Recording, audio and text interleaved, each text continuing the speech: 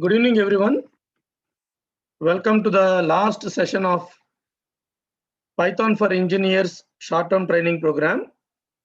And I hope you might have enjoyed all the 32 hours of sessions which we have traveled together till today. And today we are here to witness something which is available in Python exclusively for data science related projects. It can be the topics which I am going to discuss today will be applicable for machine learning, artificial intelligence, data science, neural networks, deep learning, convolutional neural networks, etc. So the topic which I have chosen today is about the fundamentals that are required to start any data science project. The fundamentals that are required to start any data science project.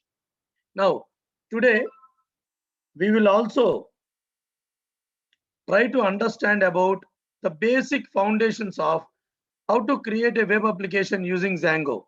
Yes, in last session, right, that is yesterday, we understood with a case study also a simple web service to a case study where we are able to enter the data into the database through the HTML page and at the same time retrieve the data from the database through the Flask application onto the HTML page which we can view from the web browser.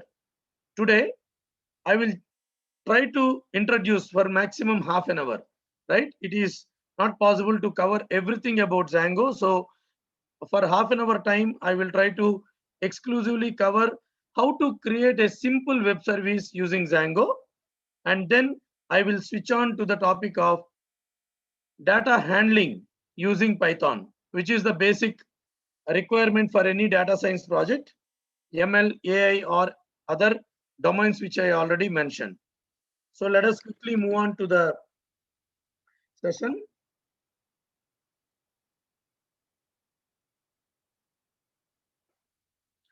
I have shared my screen and I believe that you are able to hear to me and you are able to watch the screen clearly.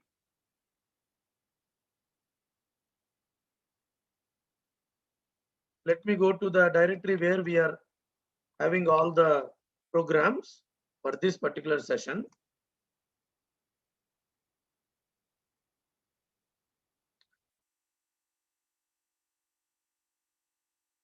Let me tell you the fundamentals of Django, how the Django web framework is built on. Okay, so for that, let me start annotating web application development fundamentals using Django. Django web framework. Okay. Now, what is the difference? Yesterday, one of the participants asked, I think Harish, if I am not wrong, what is the fundamental difference between a Flask and Django? Right. Now, let us discuss about the Django framework. Then, by default, you will come to understand about the differences. Django is a web application framework which is built upon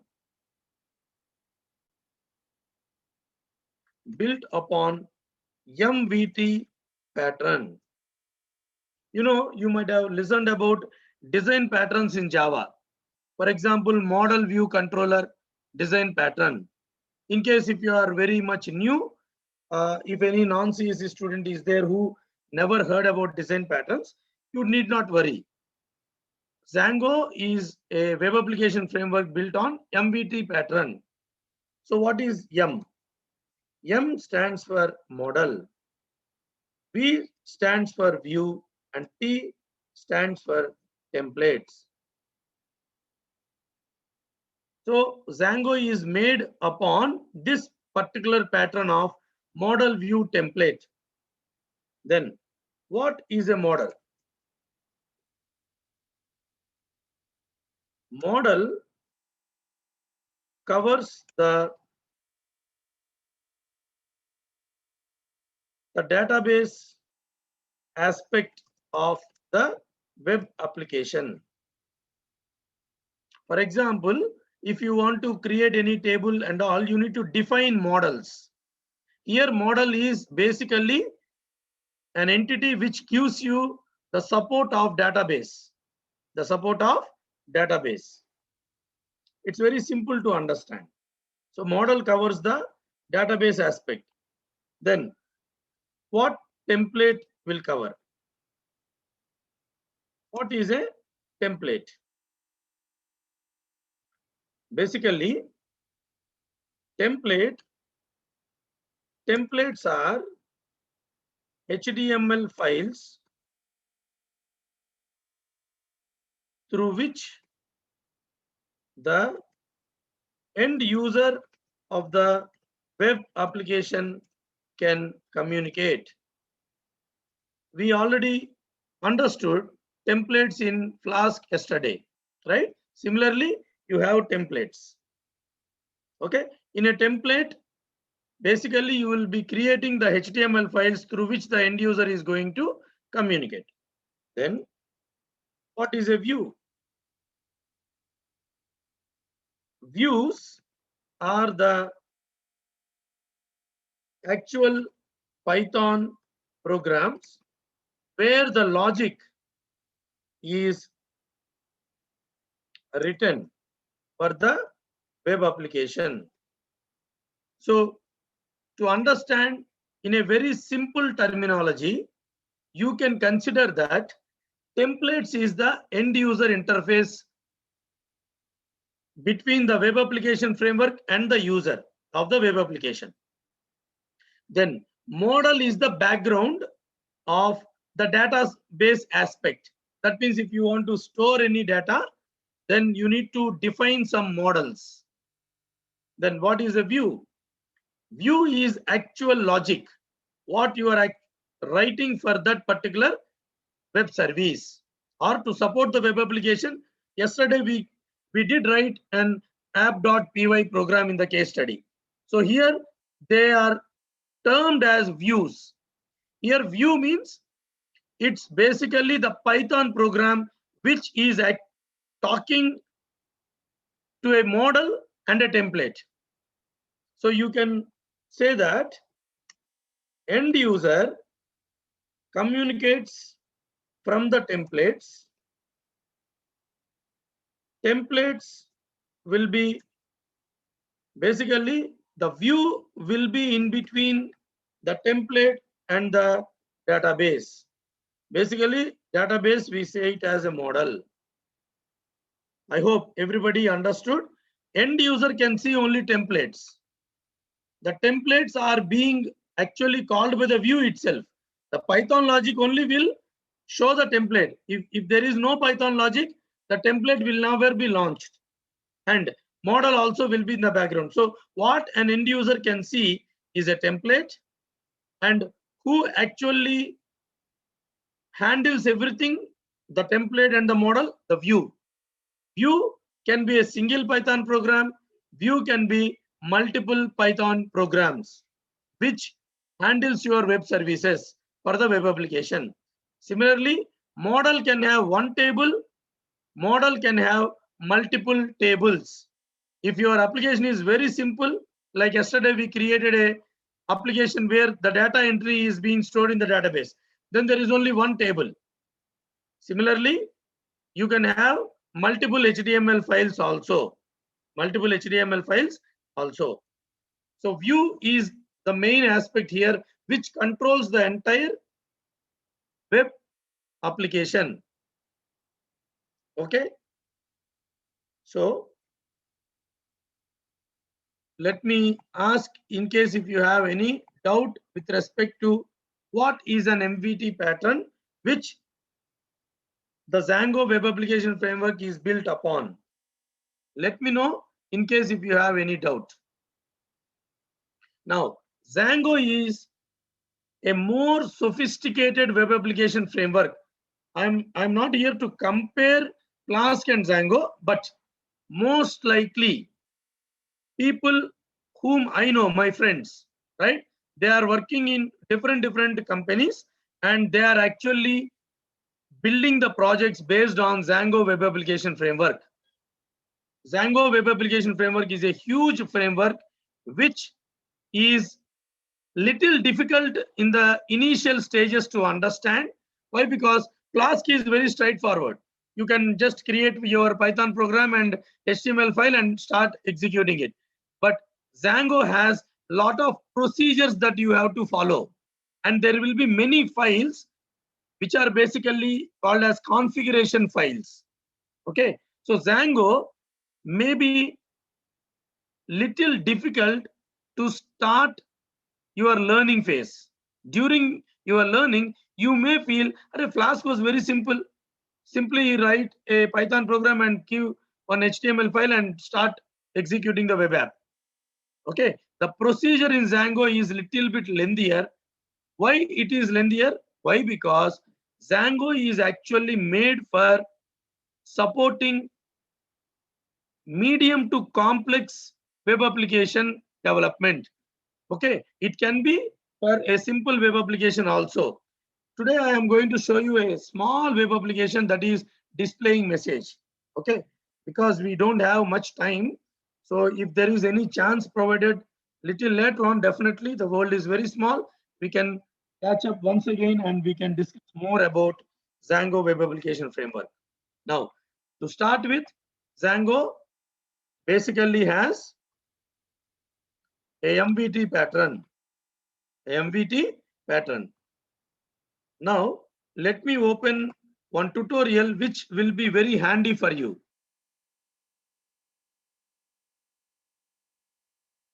I am going to share that particular Django tutorial to you today after the end of the session, as I am doing every day. Django tutorial. Let me just open the Django tutorial file. Okay, this is a simple Django tutorial, and today I am going to share you one more Django document which is more than 1000 pages, I think. Now you can imagine it's not a tutorial, the Django official document released by the Python community group. It has more than 800 to 1000 pages. That itself will tell you how many methodologies or functionalities are available in Django. Now to start Django, right, first you need to create a project. To create, see, directly you cannot run start your application like Flask. Flask will allow you to directly write your logic, the Python program, application.py or x.py something, and HTML files. But Django, to start any web application, you need to create a project. You need to create a project. Django admin start project, for example, CAET project. That is the command. CAET project is the project that I am going to create now in Django. Now, I forgot to mention, I think yesterday itself I told, to use Django, you need to install Django library. It does not come by default. It does not come by default. Now, you can clearly see Django-admin start project, CAET project is successfully executed. But there is no output. There is no output. Why? Because it simply starts a project. If you really want to see, type dir. You can observe that today on 31st May at 4:15, my time is 4:15 now in my laptop. A CAET project has been, directory has been created. So when you are actually starting a project, it creates a directory with the name of the project. With the name of the project. That is the first step. In Django, the start project has created a directory. successfully created a directory with the name of the project. With the name of the project. Now Django comes by default with SQLite also. You can actually start. There is one more database which is called as SQLite. SQLite, like MySQL, like Oracle, like MongoDB, like Postgres. There is a by default database which comes with Python, Django. That is SQLite. One second. By mistake, I have created a directory with the name of the project. Now, what will be there inside the project? Let us see.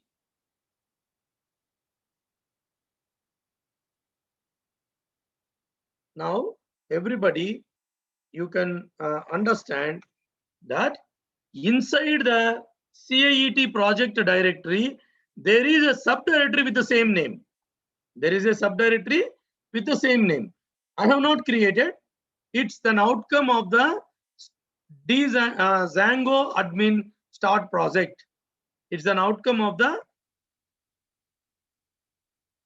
So in this particular directory, there are two more items. One is a subdirectory. So inside the project directory, there is a subdirectory with the same name. With the same name. And there is a default, or there is a default, or you can say there is a Python program or manage.py which is created by default during the project creation. Everybody understood? There is a file called as manage.py. I didn't do anything. I didn't create manage.py, but it comes automatically. So that is why I told Django follows a systematic pattern called as MVT. I'm going to tell you that. Now, what will be there in manage.py and what exactly is manage.py? What is there in the subdirectory with the same name of the project? That is the question. And what is manage.py? To understand these two questions, first let us go into the subdirectory of the same project name. Okay, then I will explain you what is the subdirectory CIET project contains, and then I will tell you what is manage.py. Or let me do one thing, because we are in the screen, let me answer about manage.py. Manage.py is the main program through which the entire web application is controlled. I have not created the web application yet, but when you start the project, inside the project, you need to create an application basically. So manage.py manages all the applications. You can also say manage.py manages all the web applications that are being developed in the project directory. In the project. So basically, a project can have one web application or many web applications. I can say a project can have one web app or multiple web apps. The single point of control is manage.py. It not only manages or a web app is started through manage.py only. You cannot directly launch any web app without manage.py. So manage.py is very, very essential, and it is created by default. No need to change any lines for starting the application. No need to update manage.py to run the web apps. So through manage.py only we are going to execute the web applications. Now, if you really want to know what exactly will be there in web app, manage.py, npp manage.py.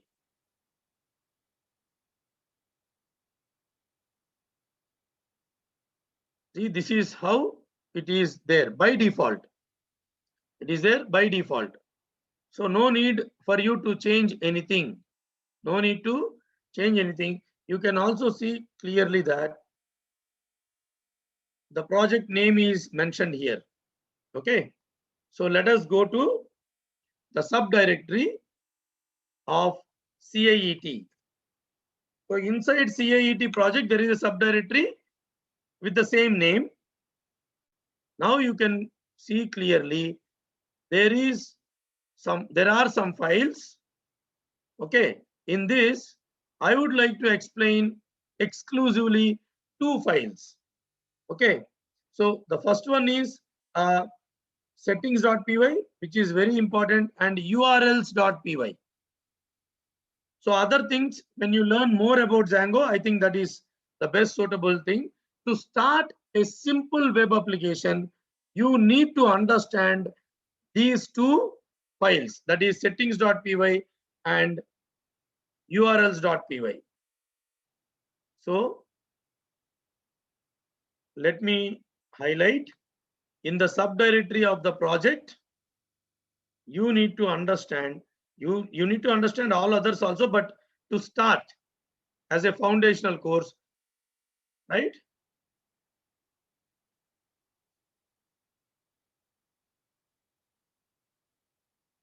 Settings.py will have all the configuration settings, or you can also say settings.py is the, or will have settings for the web app configurations. What configurations? Like the database to get, or the database details, or host which is allowed to launch the web app, the web apps names in the project, etc. will be, or etc. settings, or etc. settings can be configured in settings.py. So I am going to show you what exactly will be there in the settings.py. Then urls.py. The name itself says URLs. That means the HTML file that your logic needs to be called will be available in urls.py will contain the templates that needs to be rendered. I'm going to show you settings.py and urls.py how exactly it looks like and what needs to be modified. Okay. Now, this is about 3 main Python programs which are created by default: manage.py, settings.py, urls.py. Okay. Now, let us go ahead. This is only from the project creation. This is from the project creation. We have not created any application. We have not created any application. So, come one level above, that means stay in the project directory, not the project subdirectory. Everybody please listen where the manage.py is there. Okay. Now you can say Django -admin start app, for example, my CIET app.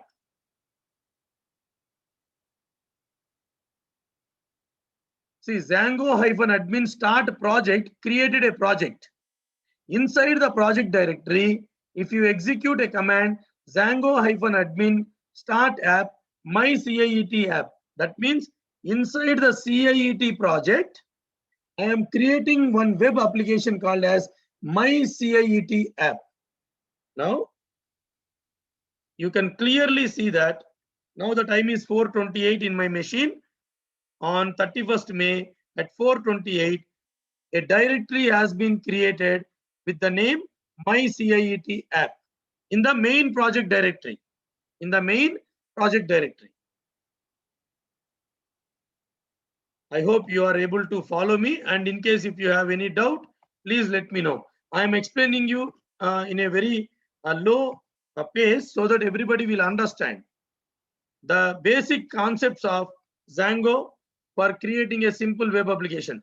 See, the length of the process is little bigger when compared to a simple web service using Flask.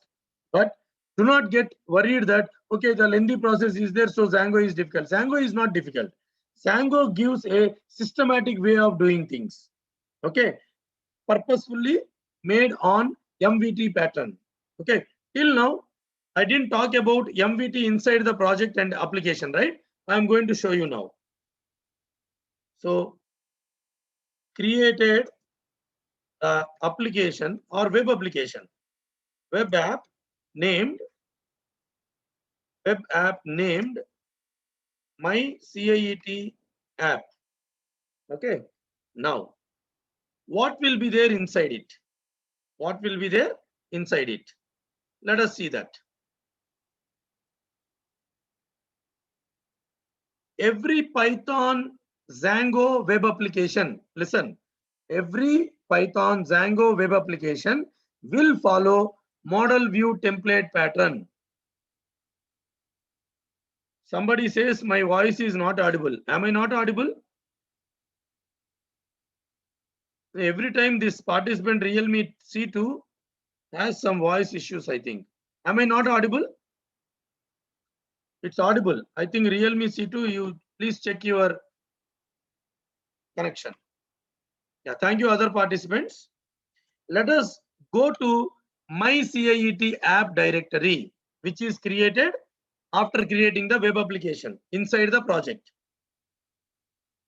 Clearly, you can see models.py, views.py, apps.py, admin.py, right? Here, to start with, you need to mainly focus on models.py and views.py. What exactly is there in models.py? As I told you, every Python Django application Every Python Django web app follows MVT pattern. So model is written in models.py. View is by default written in views.py by default.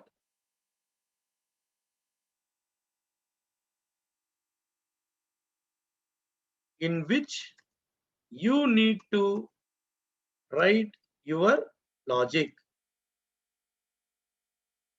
You can also have multiple Python files for your logic implementation.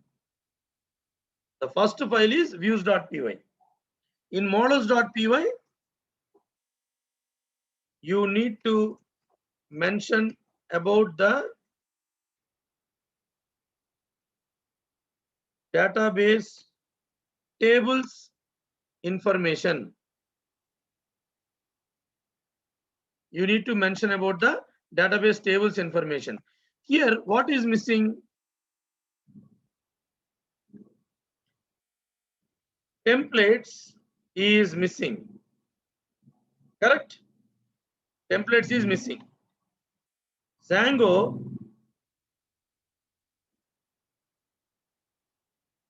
does not create the templates directory by default. We need to create it. We need to create it in the web app directory. We need to create in the web app directory. For example, you know how to create a directory, right? It's very simple also. MD or mkdir templates. Why it has not created is, by default, people will have different templates in terms of HTML files. Now you see the template directory is created by me. Now you can have the templates after creating the template directory. Now, if you want to create any simple web service or a complex web service, right, from a web application, you need to change settings.py, urls.py, models.py, views.py, and then define your HTMLs. So what I mean to say is, for a simple web service or for a complex, or you can say for a simple web app,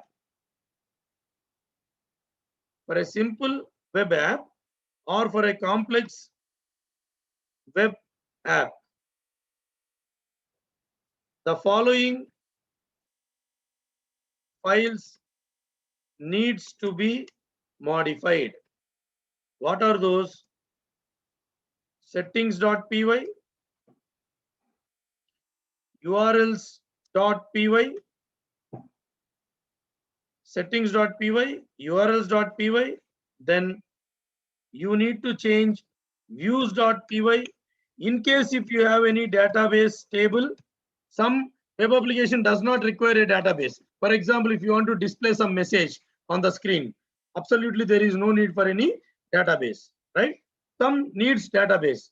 So in those cases, you need to update. Only in case of DB tables in the web app. Then you need to create HTML files in templates directory. Even to display a small message, like yesterday we displayed a message on a browser, all these files has to be changed. So don't worry about the procedure which is lengthy in nature. in a Django simple web application development, but you will really enjoy once you are practicing, right? You will really enjoy the what is the capability of Django web application framework. My students at NIT Nagaland has created a Django web application for attendance management in NIT Nagaland. They have even created a website for a techno-cultural fest called as Akariktin using Django. So, and there are simple to complex applications that even industry is also looking for expertise in Django, which will be an add-on benefit to you. Now, I cannot say if you know Django, you are going to get a job. But what I mean to say is you need to be updated always. If you are very strong in C language, that itself can fetch you a job. If you are very good in Python, that itself can fetch you a job. For that matter, if you have a very strong C++ knowledge, one of my friend is still working for more than 15 years in only C++ based projects only. And I have some students who are passed out from NIT Nagaland who are working only on C language. And I have my friends who are working on Python. So what I mean to say is you choose according to your comfort level which programming language you want to work upon. Then you can get more experience by working on that particular programming. It is good to have an idea about everything, but at the same time, you should focus now itself in the final year in such a way that you give the best chance based on your strengths. Some people are very good in writing queries and managing the database. Then you can go to a database administrator career. Okay, so these are small tips that I just want to tell you. Now, instead of updating everything now in front of you, I will take a simple project which I have already created, and I will show you what exactly settings.py will have, what URLs py will have, what views.py will have. I'm not going to show you the models.py because I would like to start the topics of data handling using Python as well in this session, right? Provided some other opportunities were given to me, we can again meet once again with the specialized concepts using Python, right? Now, there is a project called as display message. Display message is a project. See, just for displaying message, there is no need for a web service, but in case I just want to show you how to update the files inside the display message. There is manage.py and there is an application called as my message. Okay, and obviously there will be a subdirectory with the same project name. Let us first go into it. Here you will have settings.py and url.py. So let me open settings.py. This file will be huge, but do not worry about all those things. But the main important things, allowed hosts in line number 28. Here I gave the IP address, which is a static IP from my faculty chamber. Let me check my IP. I think, yes, 192.168.43. So I can give 192.168.43.233. This is the IP which is allowed to launch the web application. That's what allowed host is all about.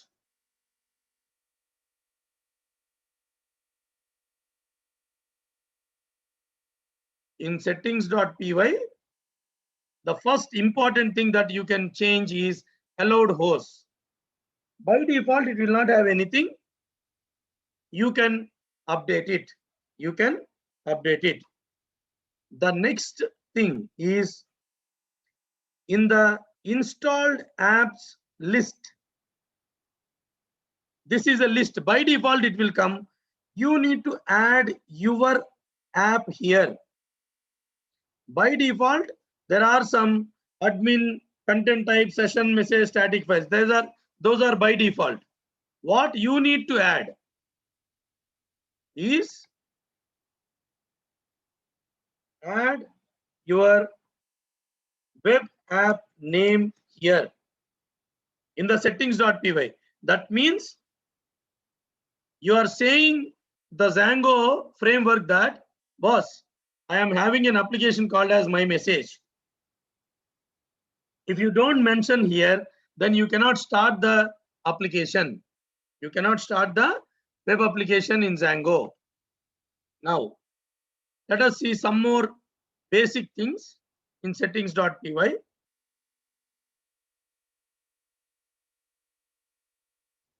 By default, it is saying the root URL configuration is display message is the project name .urls. That means the URL.py basically. So no need to change anything. No need to change anything. Then, in case if you want to give your database information, then you need to update here. By default, it gives SQLite 3. You go to the Django tutorial, which I am going to share with you. You can add your DB server details. It can be MySQL, can be Oracle, can be MongoDB, whatever database server you are using. It can be Postgres, etc. You need to give here.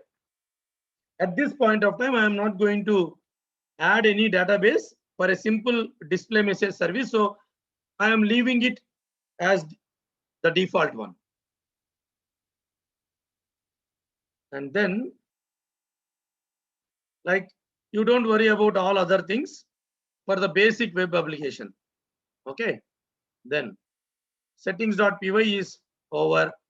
Manage.py, we will not change anything. What else is there? urls.py. In urls.py, you need to add by default 16 and 17. Till here it will come. What you need to add is you need to mention the logic where you have written. For example, line number 18 is the one which I have added earlier. So let me highlight.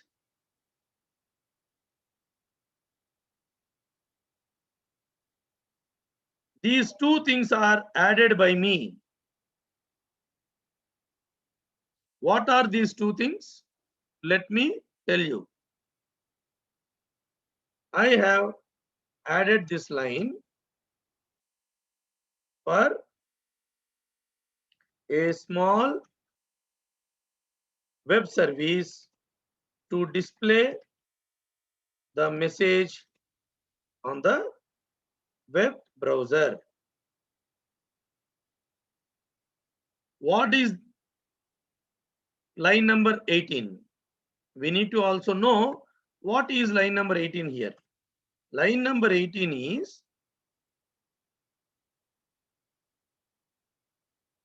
in line 18, we could notice that my message is the web app in which there is views.py. That's what we are saying. Import my message.views as my view. So basically, what is my message? My message is a web app.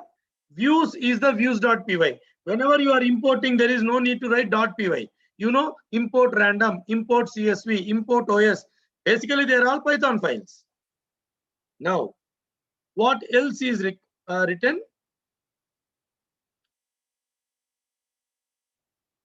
line number 22.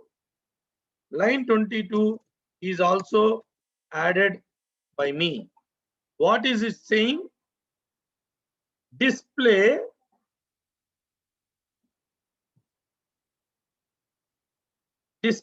tag in the URL, if it is mentioned in the web browser, will call the display message method.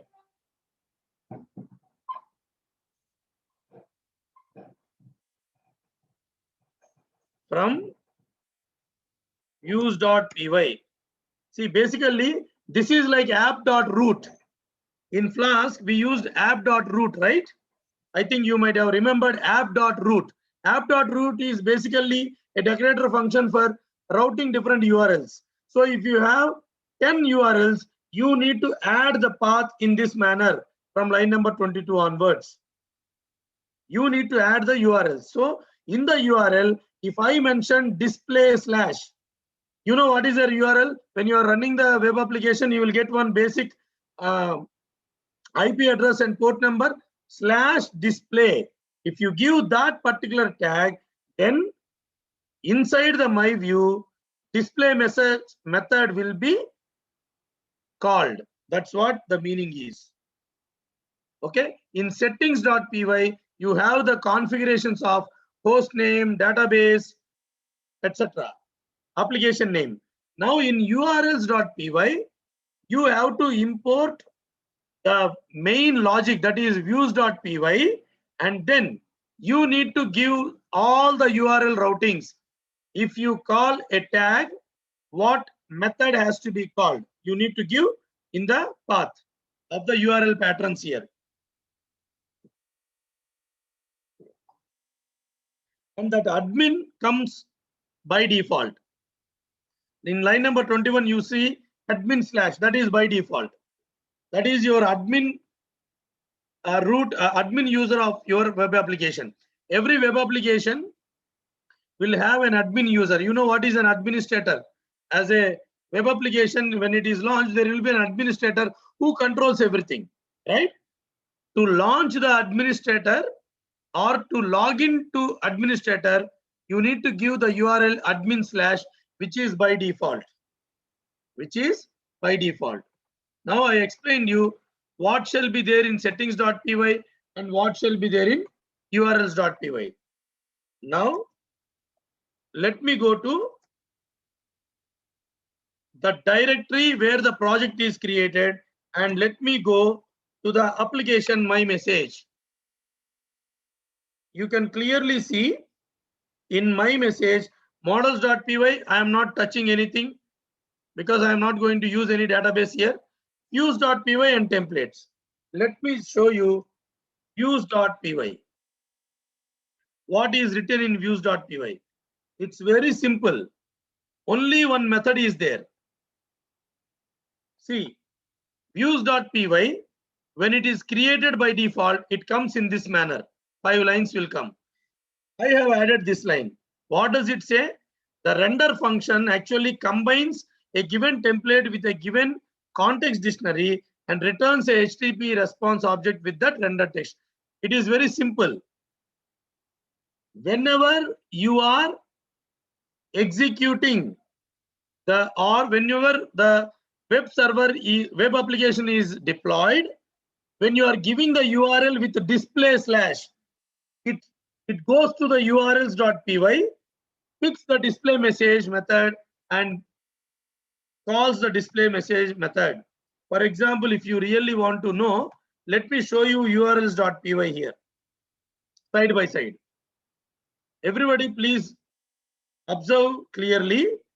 In urls.py, whenever you give a URL display slash tag, then my view.display message. So what exactly it does is, when you launch the application and give this particular tag, okay, let me show. After starting the web app, when user gives the URL tag display, then it calls the method. Which method?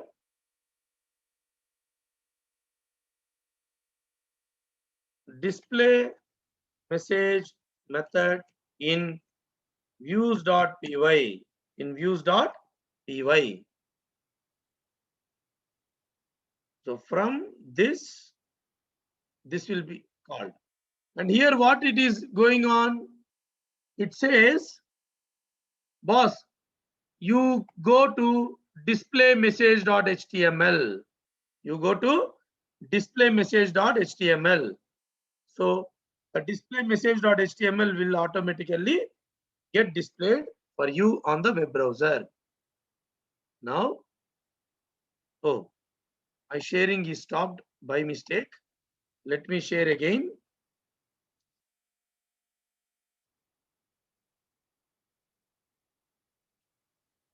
Let me close the views.py and urls.py, right? Now let us see what is there in the templates directory. In templates directory, you have display message.html. It says a simple message. This is a message from Django My Message web application. So let me tell you the final concept how the web application is being launched. After creating the project and web app and updating the settings.py, urls.py, views.py, and also after creating the HTML file, after doing all these things, you can start the web application from or through manage.py. How can we start manage.py? It is by the command py manage.py, right? Manage.py run server. If you give this command manage.py run server, it will start the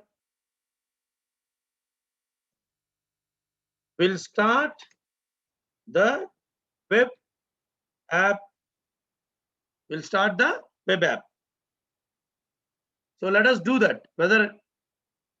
How to start our web application, which is a simple application for displaying a message.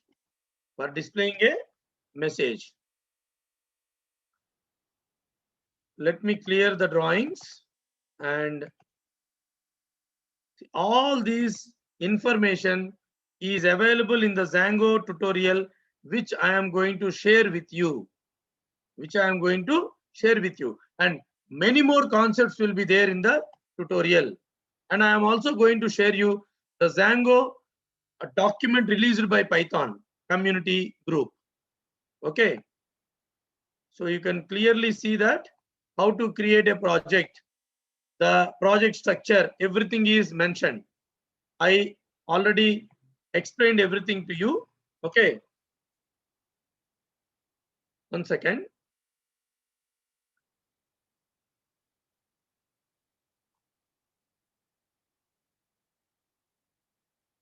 You can see either Python manage.py or py manage.py run server will actually start the web application, as I already told you.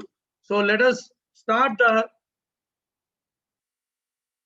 come to the project where the manage.py is there, py manage.py run server. py manage.py run server. I have given my IP address in settings.py 192.168, right? But it is not running in that particular. Clearly you can see that it has started. The command to start the web application is python manage.py or py manage.py. One second, let me just try to annotate and show you.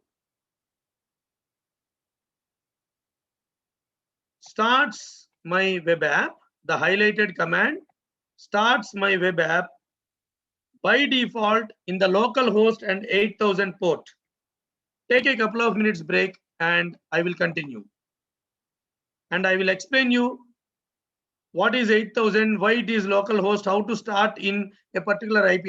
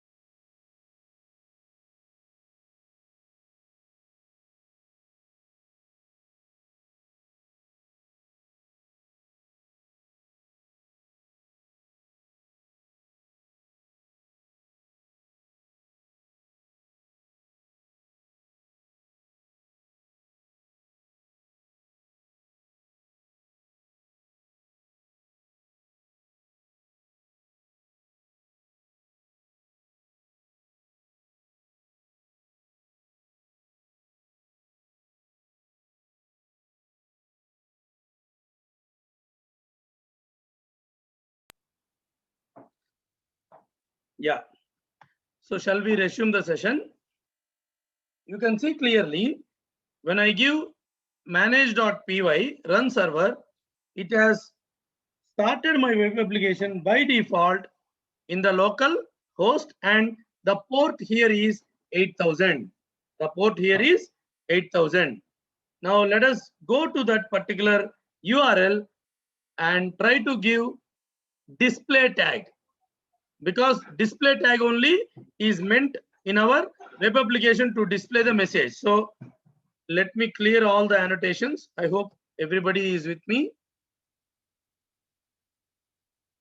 And let us open the web browser and check.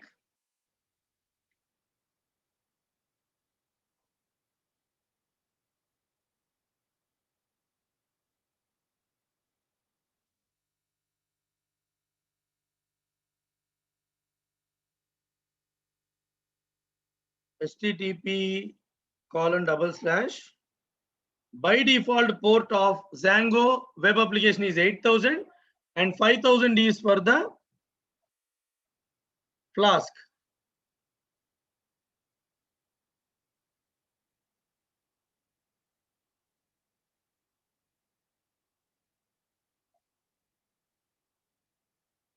Okay. Yeah, I understand now. The issue is it clearly said that because I added exclusively 192 dot something, so it is giving me an exception called as disallowed host. You can clearly see here, you may need to add 127.0.0.1 to allowed host. So don't worry, this is not a problem in the web application creation. Let me come back, and if I remove the allowed host and don't keep any IP, then by default localhost will come. 192.168.43.233:9090. I can give in this manner also. Now it will run on a particular IP address with a port. Now you can see to start. See, when you want to have in localhost, leave the allowed host as it is. Don't update any IP address there. If you keep IP address means either you go and add the local host there, or you run the server in a particular IP which you have given in the allowed host. Now let me come here and give http://192.168.43.233:9090/display.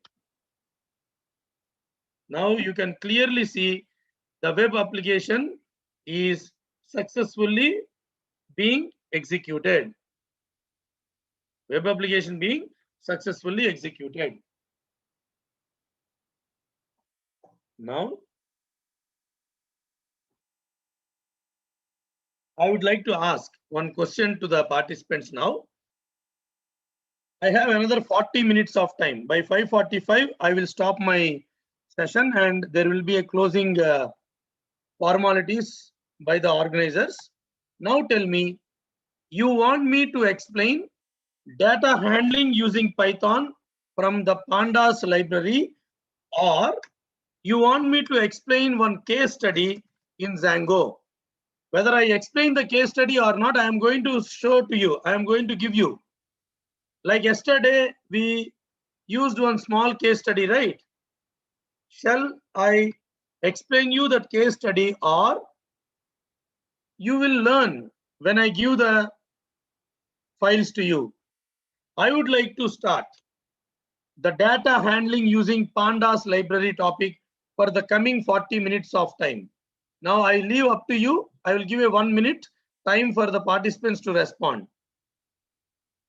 And let me take the measure. The first participant has responded, data handling using Pandas.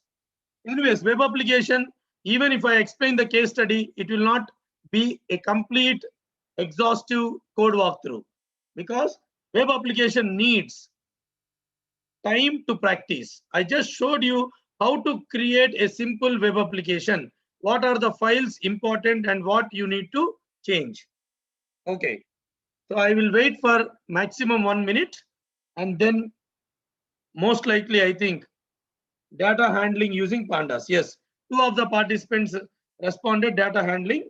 Yes, I think everybody is interested in data handling using pandas. So the poll is over. Let us start data handling using pandas library. Okay. So for that,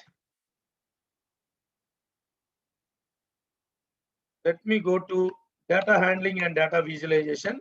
So don't worry about the directories. See, usually I take a 10 hours workshop on foundations of data science using Python. It's a separate session altogether. So from there, I am going to explain you some concepts. So don't worry about the directory structure here. Okay. What is a data science project? What is a data science project? And what exactly is the life cycle of data science?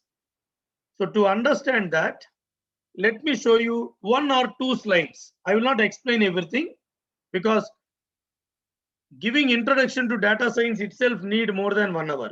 Okay, but because we want to know data handling using pandas, what exactly is this data handling and where it comes into picture. Okay, so let me go to some of the workshops which I have conducted, and I am not going to show you all the slides. Okay, if I want, I can give you what is the benefit of learning data science, what kind of job roles are there. Okay, I am just opening this slide deck to give you a 5 minutes introduction about where this data handling comes into picture, where the data handling comes into picture.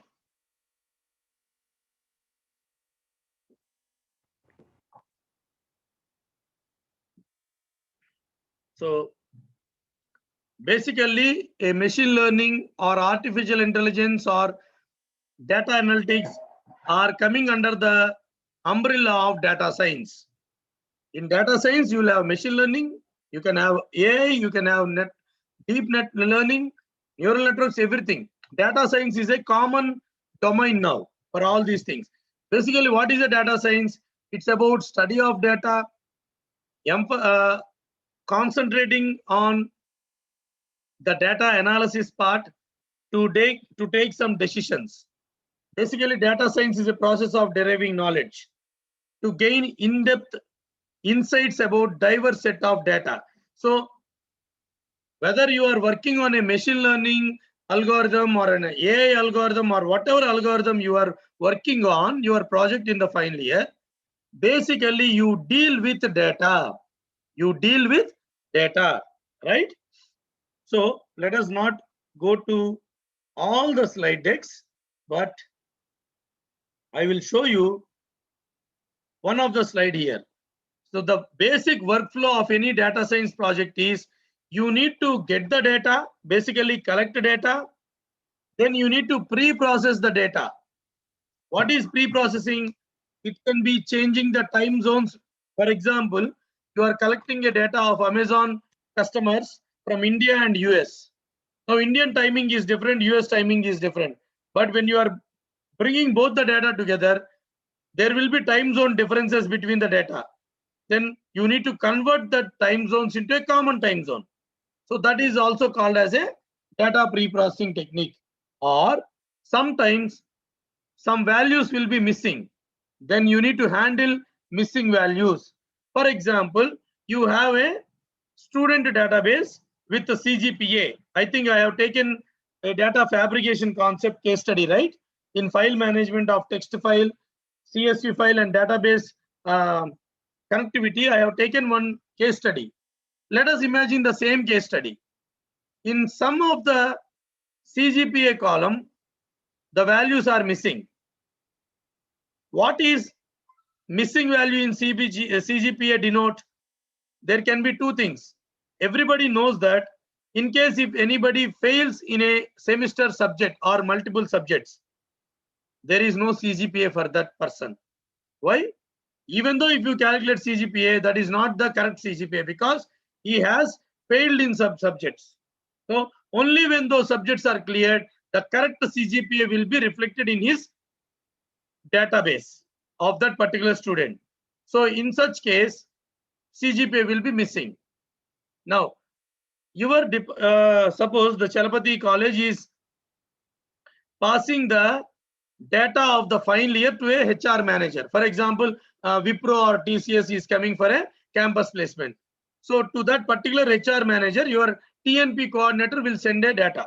Imagine the CGPA is missing. Then what does it mean? That means that they are asking, send me all the data of the students. Then what to do? I cannot omit that record because that person is a student of mine. Then what I will do? I am telling you a small example. I will remove the CGPA and send. Then the TCS or Wipro, whatever HR manager, he will understand, okay, in this data, CGPA is missing means there is 1 or 2 arrear. Now, it's up to that particular HR manager whether to give permission to a student who has only 1 arrear so that he can clear. Sometimes when I am studying my MTech, in the year 2007, I was in the end of first year MTech where all the campus placements have started. During that time, I don't want to mention the company names for the interest of all the people. Some of the companies used to tell, it's okay. 1 arrear is available, 1 arrear is there, I will allow. 2 arrears is there, I will allow. Okay, it's up to the HR manager and the policies. So in such kind of scenarios, you need to handle the missing data. Like whether to delete the record. Why to delete the record? I don't want to consider, so I will delete. Or whether to consider that record. Okay, so data pre-processing, basically managing the data, cleaning the data is a process of handling missing values. There can be time zone differences, or imagine you are executing one algorithm in machine learning. Okay, k-nearest neighbors or etc. It's any algorithm. The algorithm is expecting the data to be in the range of 0 to 1. Imagine an algorithm is expecting the data will be in the range of 0 to 1, but the data set has different values. Then you need to scale the data to bring the data within the range of 0 to 1. That is also an example of data pre-processing. So all those things are done after capturing the data. So the first step in any data science domain project is getting the data, that means collecting the data, then data pre-processing. Data pre-processing means handling the missing values, scaling the data, or other pre-processing techniques. Then your actual data exploration will start. What is data exploration? I will tell you one simple example. Imagine there is a diabetic data set. Imagine there is a diabetic data set. The parameters available in that particular data set may not be very much appropriate for the algorithm. For example, the height of a person may not be very much relevant with respect to the diabetic conditions of the patient, whereas the weight of the patient may have, or the blood sugar contents, the insulin level has a major contribution towards deciding whether the patient is diabetic or not. So exploration, data exploration means extracting the key features from the data, and then finally you are going to write your data model, your algorithms, and then data visualization will come into picture. Why I am explaining this theoretical part with you? Why? Because data handling comes from all these steps. Data handling comes from collecting the data, pre-processing the data, extracting the features, and finally, data visualization is the outcome of the data science project, what you want to show to the end user. Now, let us try to understand data handling using pandas. And I need to explain you what is pandas. I need to explain you what is pandas. Pandas is an exclusive library for data handling and data analysis in Python. It's a library. It's a library. Okay. This library is not a default library. It has to be installed exclusively. How to install? You know, pip install pandas. That's all. How data is handled in pandas? That's the next question. That's the next question. One-dimensional data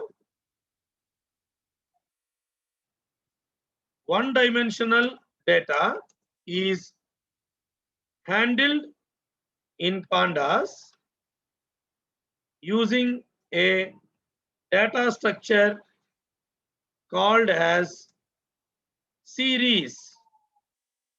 So basically, pandas has 3 different data structures. Okay. One is called as series. Second one is a 2-dimensional. Now, what is series? Series also supports homogeneous data.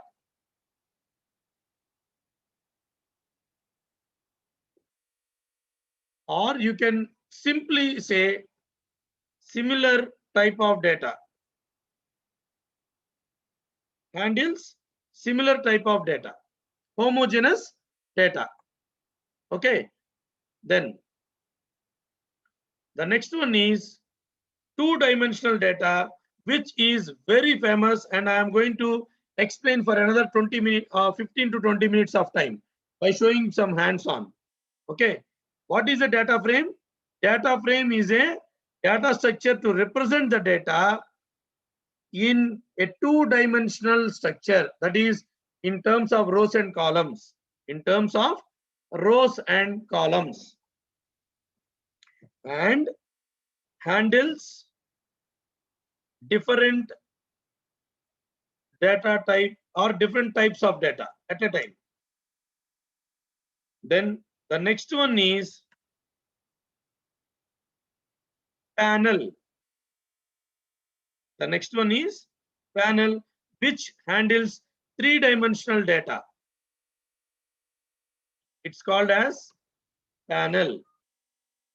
Now, let us understand data frame now. Okay, let us understand data frame creation using Python hands-on.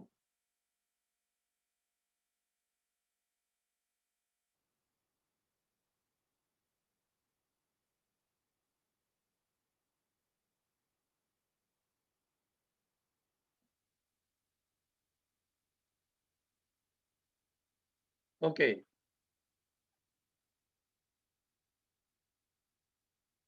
Some of the participants are posting something, I don't know, somebody is posting their Instagrams. I'm not sure whether it is belonging to this particular session or not. Anyways, how to create a data frame? How to create a data frame? Okay. To do that, let me open a file called as understandpandas.py. You don't worry about the length of the program. Okay. The length of the program is nothing but there are different concepts that I have written in a single program. I will explain one by one. It's very easy. It's very easy to understand. Okay. Now exactly I have 23 minutes of time. So please pay attention. By 5:45, I will definitely stop, and we can also learn in the coming days, right? When chances are provided to us, we can meet at any point of time later on. Okay, the first line is import pandas. So there is no need to explain this line because whenever you want to use the library pandas, you need to import it. Inside the pandas, there is a method which you can see, that is data frame. Okay, D capital, F capital, right? So when you call pandas.dataFrame, it creates a data frame. It creates a data frame. I'm not giving any data. I'm just creating an empty data frame. I'm creating a empty data frame. Now let us execute and check what exactly is a data frame. There is no data right now. There is no data right now.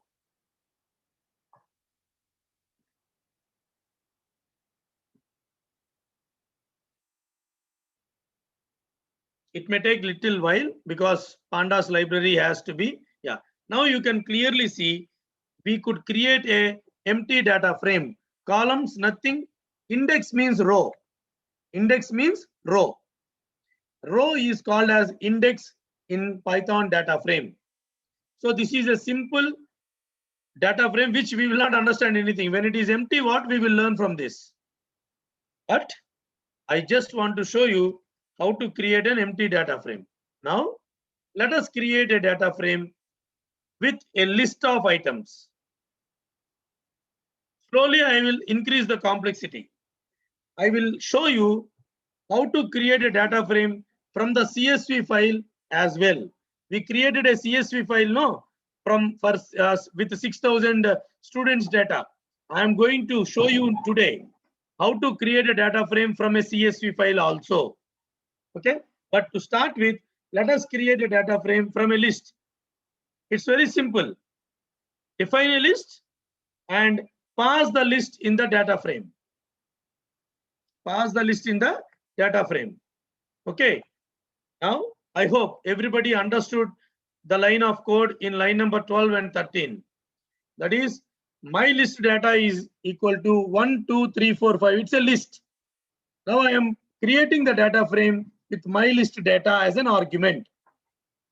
Now it will create 5 rows of data with one column, each row having one item, 1 in the first row, 2 in the second row, and etc. Let me execute the program. You can clearly see now that the data frame has, even though you are giving 1, 2, 3, 4, 5, it looks like one dimension. It looks like one dimension, but data frame supports 2 dimension here. When you give 1, 2, 3, 4, 5, it actually treated it as 5 rows and 1 column. And you can clearly see there are some zeros mentioned here. 0, 1, 2, 3, 4. So 0, 1, 2, 3, 4 are the row index, and the 0 here is the column index. So this is a simple data frame created from a list. Now, let me comment this, creating a data frame from a list, and uncomment another segment of code, that is creating a data frame from a list of lists. List of lists. So here what I am doing, I am taking a my list data with a sublist Nishchal 8 and Nihal 6. So these are my kids' names, Nishchal and Nihal, and their ages. And you have some of my colleagues and their children names are given here. Okay, fine. Now Nishchal, Nihal, Nihan, and Dian are the data with their respective ages. Now, after creating the data frame, everybody please observe, I am passing my list data, comma, columns equal to, what is columns equal to? Labeling the columns. I don't want the column labels shall be 0 and 1, but rather I want a label called as name and age. Now, if I execute this particular code, you can clearly see that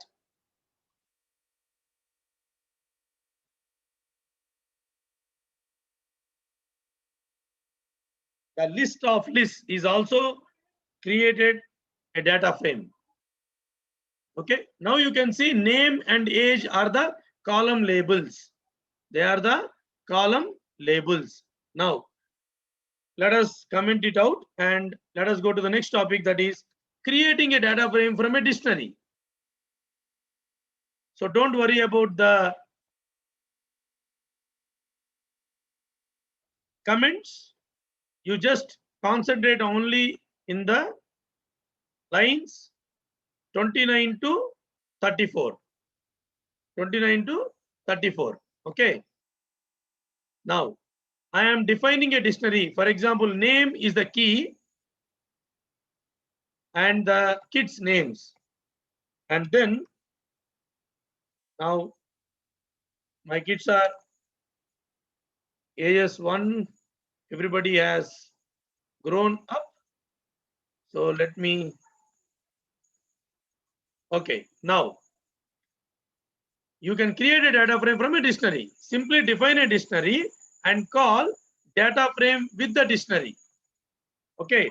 Now, if I execute this program, you can see, and by default, the keys are the column labels in a dictionary.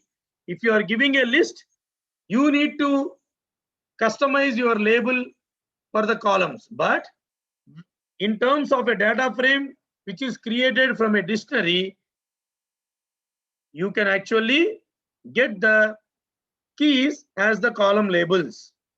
You can clearly see the first two things are, I just type the type of the data frame and the dictionary data. The first line number 31 is giving me a dictionary object, and line number 33 is giving me from where the data frame is coming. Inside the pandas core frame, there is a class data frame. From there it is coming. Okay. Now, can I change the, if you can see, the rows are still indexed with 0, 1, 2, 3 numbers. Rows are 0, 1, 2, 3. Where it is, I am mentioning here. In case if you want to label your own rows, customize the row labels, then you need to write this piece of code. See, I might go a little bit fast here because it is a simple example and I am just trying to introduce more about the real-time data sets. Okay, these examples are to understand what is a data frame and how a data frame looks like. Now here I am defining a dictionary with some names like Durgesh, Indrasen, Chandan Pandey and Premchand and some CGPA. After that, I am passing index equal to, when you are passing the dictionary data with index equal to rank 1, rank 2, rank 3, rank 4, they are serving as the labels for that particular rows. They are serving as label for the rows. Okay, let me execute the file. Then we will see how to create a data frame from a CSV file. Now you can clearly see that, oh, I didn't save the file. That's why the old output is coming. Let me execute again. You can clearly see rank 1, 2, 3, 4 labels.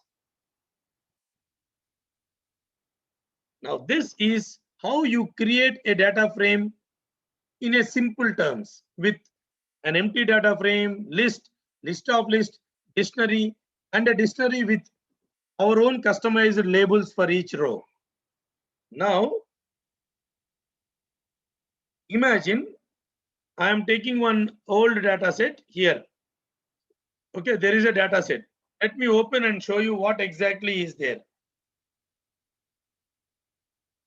This particular CSV file has the same data set which I use. No, you have 100 students data here. There is 100 or 5,000 does not matter, right?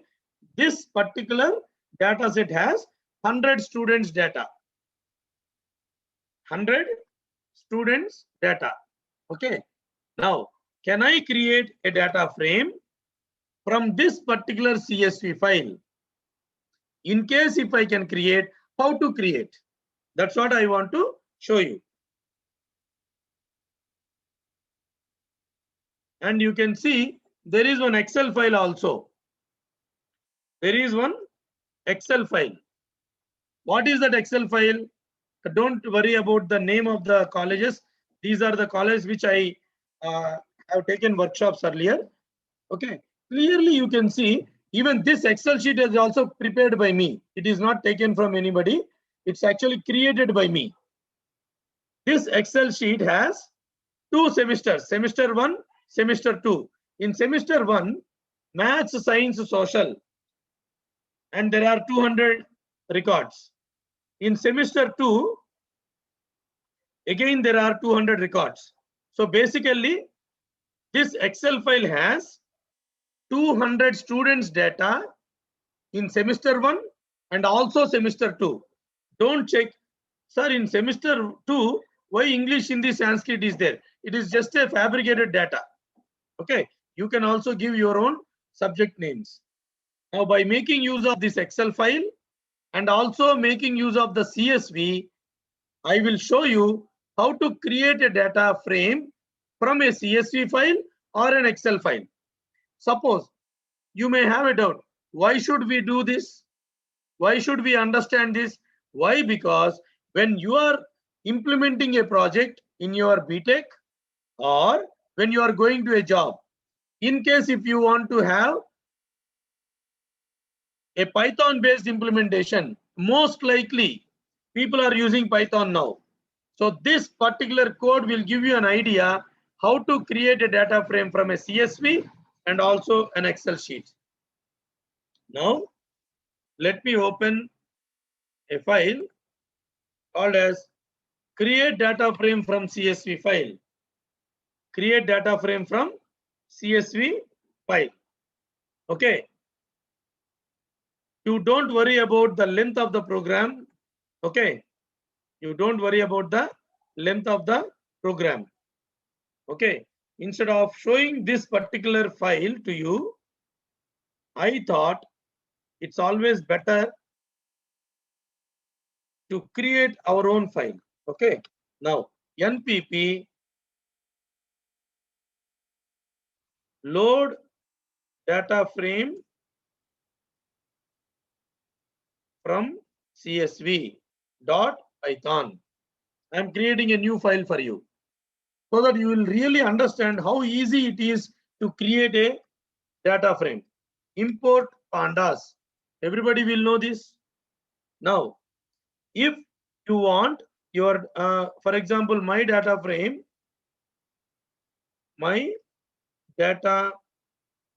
frame is equal to pandas dot, if you are giving in this manner, it will create a data frame, but I want a data frame from a CSV file. So there is a method in pandas called as read underscore CSV. Read CSV method will actually go get the CSV file. Either you can give a HTTP link also, then it will go collect from the internet and give. I will show you that also. Now you can create, you can give the CSV file name. What is the CSV file name? dir star.csv. It is Loyola Academy data set. Okay, so let me give that. Oh, sorry, it's fine. Loyola Academy.csv. Now, SEP means separator. equal to comma. You know what is a comma? Comma is a delimiter. SCP equal to comma is how you need to give a delimiter. Suppose if this particular CSV has hyphen as a delimiter, then you need to give SCP equal to hyphen. In case if it has colon, then you need to give colon. Sometimes data sets will have semicolon. I will show you one data set now in real time, which has a semicolon. Then you need to mention that. In case if there is comma, either you give or not, it will work out. So SEP equal to is compulsory required only in case if the delimiter is not comma. Let me keep it SCP equal to comma. Okay, to show you how to create. That's all. This particular line will load the CSV in terms of a data frame. Only one line. Only one line. Okay. Now you may get a doubt, sir. Earlier you opened a file, it has so many lines. See, I have written whether this CSV file is available or not. If it is available, then only load the data set. Otherwise, so there are so many logic which is written. Okay. So let me print my data frame. Let me print my data frame. In the three lines, you can clearly see only one line is the logic for creating the data frame. Rest two lines are importing and displaying the output. Load data frame from CSV. Now you can clearly see that it is displaying registration number, student name, after the dot came. Why? Because the font of my command prompt is not allowing it to display everything. So dots came here. Similarly, it will display whenever you are displaying the data frame, it displays the first 5 rows and the last 5 rows.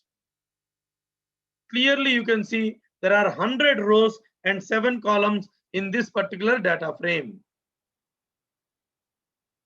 It's very simple, right?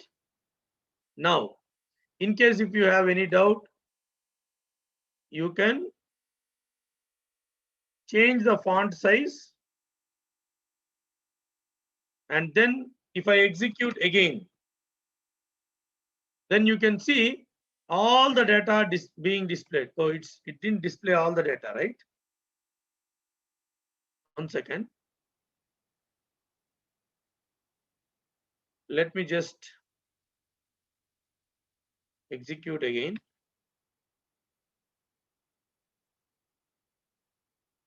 Now you will see, because I minimized the window, it could not fit.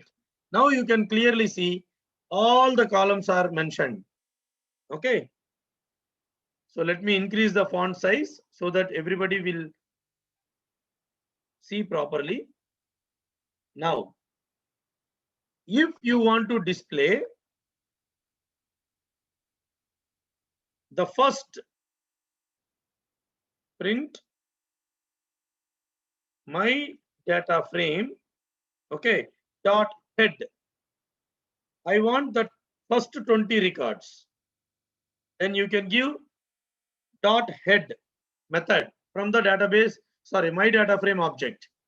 Then it will display the first 20 rows. It will display the first 20 rows in the data set. Let me show you. I think it is better to decrease the font size so that you can really observe everything clearly. Yeah. It displays the first 20. You can clearly see from index 0 to 19, all the 20 records are being displayed. Okay. Now, there is an attribute for my data frame, that is shape.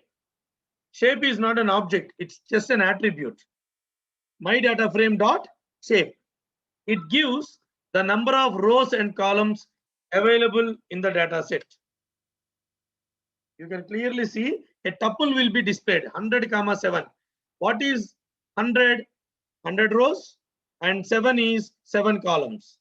So shape gives me the size of the data set, basically data frame, in terms of a data frame.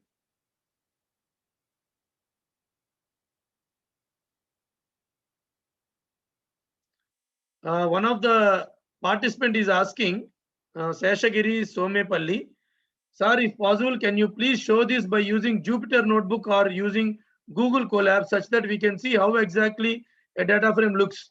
Whether it is a command prompt or whether it is a Jupyter or Colab, data frame exactly looks like this only. A data frame is a tabular structure of rows and columns. It exactly is this only. Data frame looks exactly like this only. In Jupyter, it will not be visible. In something else, in Colab, it will. The structure is a tabular structure. That's all in terms of rows and columns. In terms of rows and columns. Now,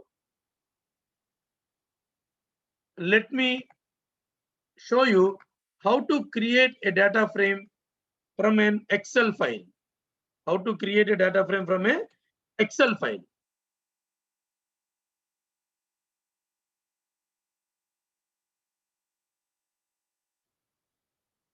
Okay.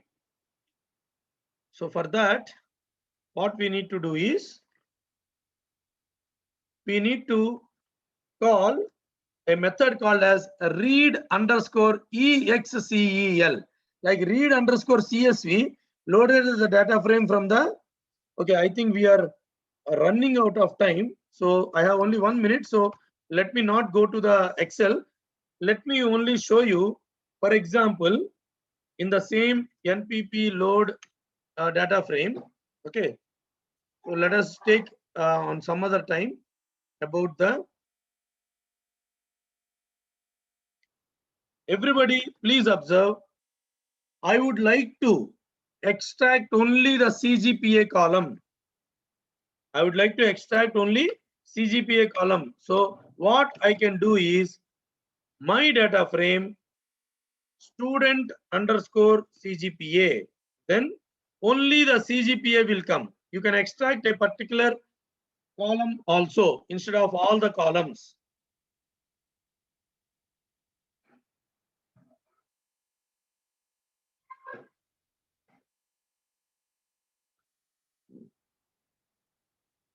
Okay, I will take.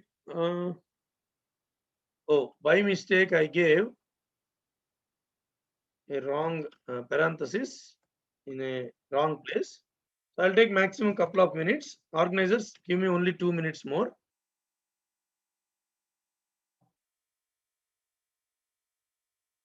Now you can clearly see. Sir? Yes, sir. So 10 minutes padutunda? No, sir. 2 minutes, sir. 2 minutes. Okay. Okay. Now you can clearly see it has extracted the student CGPA only. Student CGPA only. In this manner, you can actually extract, and you can do much more things in data handling using pandas. This is only the creation part. You can also do lot of data pre-processing techniques. You can actually handle the missing values, right? Now, I would like to show you one more method. The final method is describe method.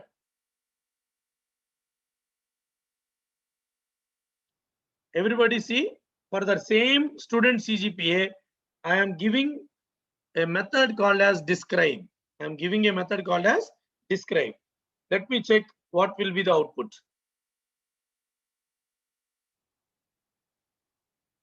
Now clearly you can see from the available CGPA. Let me just try to annotate for the last time in this particular workshop. Okay, here we are getting the default analysis of CGPA. That is the average CGPA. The average CGPA is 7.40. Minimum CGPA is 5.05 and the maximum is, and you can see all the quartiles. What is the first quartile? What is the second quartile? What is the third quartile? Everything. We can get Q1 or minimum 25%, 50%, 75%. What is this? All the quartiles information also. So in this manner, we can actually start the concepts of data handling using pandas. See, whatever the available amount of time, I have considered to the best of my knowledge, and that's it. I am stopping my sharing. Now I would like to just tell one important information here, that is, I planned a schedule for covering some more topics, like one of the case study which I could not handle because when the participants are asking me doubts, so I felt that I need to explain the doubts. So one or two topics are missing from my schedule. So you don't worry, how many topics that we are learning is not important, but the depth in which we are learning will give you a good path for all the participants. Finally, I would like to tell thanks to Uday Kiran sir and the other organizers like Dr. Kiran sir, and also the chairman sir, the principal sir, and all the people who are actually, I don't know whether to tell or not. I just want to tell you, your Chalapati Group of Institutions management is so concerned about the students that they actually requested me to even start the short-term training program from May 10th. Why? Because I can see the intensity in the chairman sir's discussion and the organizers also. Sir, we want our students to get ready for the campus selections. So I don't know whether I have done a good justification or not. Now I would like to hand over the session to the organizers. Over to the organizers and the participants. I will be very happy if some of the participants share their feedback in the session. Thank you, everybody. I am going to share the notes to you. And over to the organizers now. Thank you very much, sir. It's a long journey.